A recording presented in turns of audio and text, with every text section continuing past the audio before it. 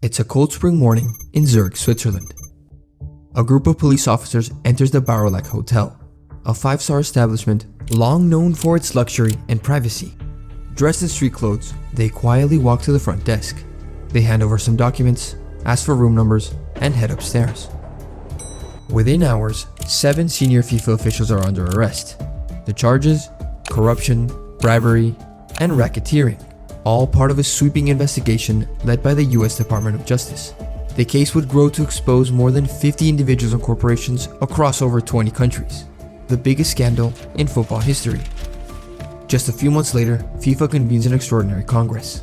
176 delegates vote to pass a slate of structural reforms aimed at increasing transparency within the organization. Gianni Infantino is elected as new president. We will restore the image of FIFA and the respect of FIFA, and everyone in the world will applaud us and will applaud all of you. That applause never came.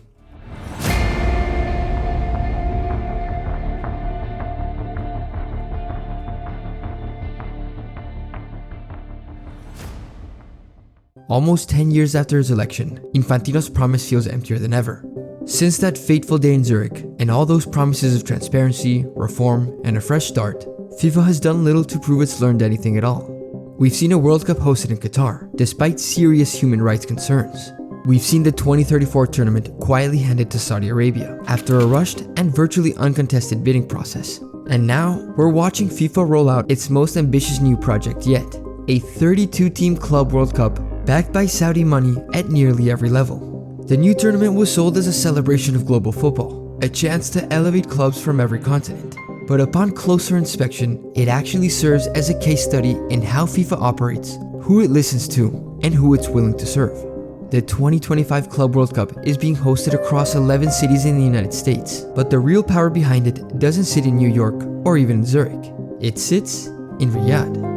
If you've watched any of the games, you've probably already noticed that the tournament's lead sponsor is Saudi Arabia's Public Investment Fund, or PIF, the same fund that is also the majority owner of Al Hilal, Saudi Arabia's flagship club and one of the 32 teams in the competition. So far, nothing too fishy, just a sponsor and a state-owned club, but that's just the beginning. The tournament's prize pool is set at a staggering $1 billion, a sum so large it's expected to distort competitive balance across domestic leagues. I mean, just to put that into perspective, the 2022 FIFA World Cup, the most watched sporting event on earth, had a prize pool of just $440 million.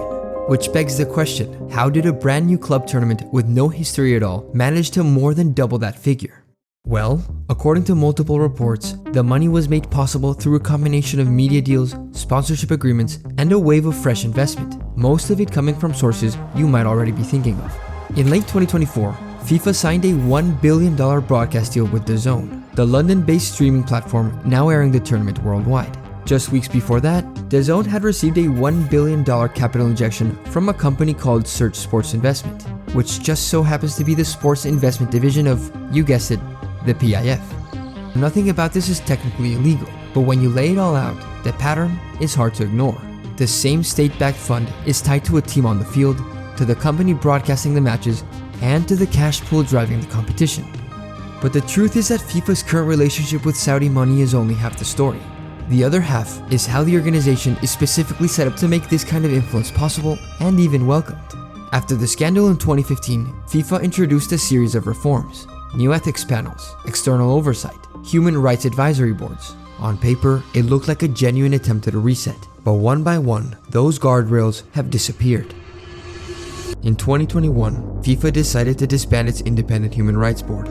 It's quite clear that since the abolition of the human rights organization that it had advising it, the committee that it had advising it internally, there hasn't been the level of scrutiny that there could have been. The board was never replaced.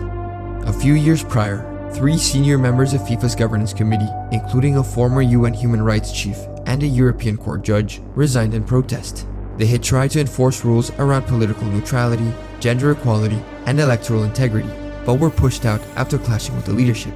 By 2024, FIFA had reversed most of the key transparency measures introduced after Zurich, leaving decision-making in the hands of a small inner circle composed of Gianni Infantino and the heads of the 6 continental federations.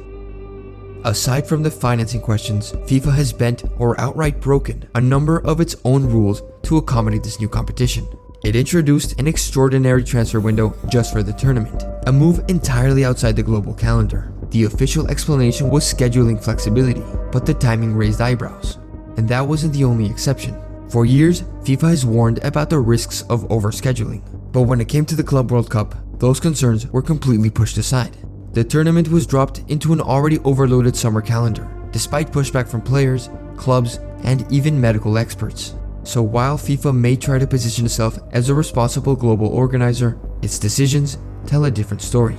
Which brings us to the clearest and perhaps most telling outcome of FIFA's growing alignment with Saudi Arabia, the 2034 World Cup.